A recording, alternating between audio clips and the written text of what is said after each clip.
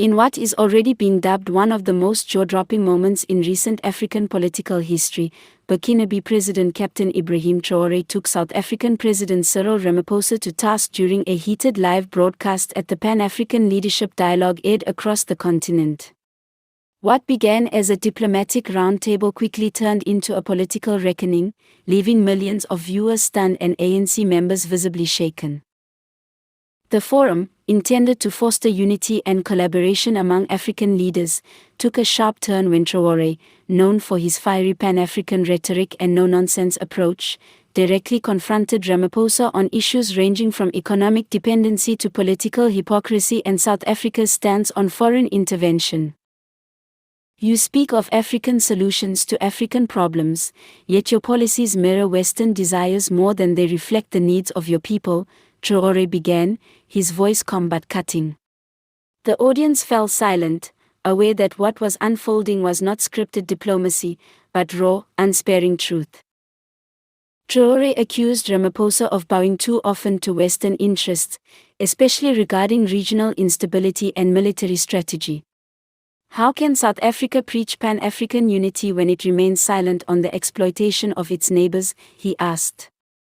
Burkina Faso has decided to break the chains, while South Africa polishes them. The statement struck a nerve. Ramaphosa attempted to respond with a measured tone, referencing South Africa's contributions to peacekeeping and economic growth on the continent. But Traoré wasn't done. Your peacekeeping missions are sponsored. Your economy is entangled. Your youth are unemployed and angry. And still, you claim to lead this continent. Cameras zoomed in on high-ranking ANC officials in the audience, some shaking their heads, others frozen in discomfort. What was supposed to be a moment of Pan-African cooperation had transformed into a spotlight on South Africa's internal contradictions and the ANC's perceived loss of revolutionary fire.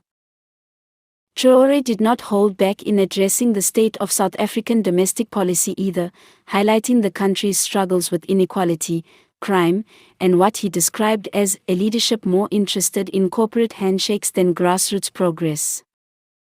The people of South Africa did not fight for freedom to trade one master for another, he declared, a statement that reportedly drew spontaneous applause from youth representatives attending the event.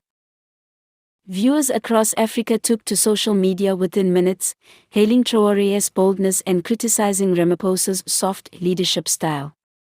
Hashtags like #TraoréTruths, #Ramaphosa and #Pan-African Reality Check trended within hours. Political analysts quickly chimed in. Some praised Traoré for speaking truth to power in a space where diplomacy often overshadows accountability. Others warned that his confrontational style could further divide African leadership. Yet one thing is certain, the ANC was left scrambling.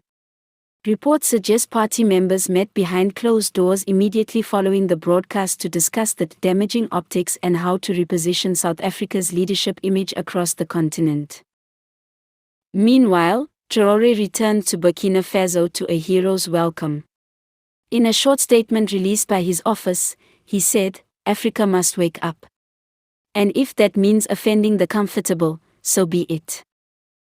This encounter may go down as a defining moment in Africa's 21st century political realignment, a moment when a young revolutionary reminded the continent's giants that liberation must be lived, not just remembered.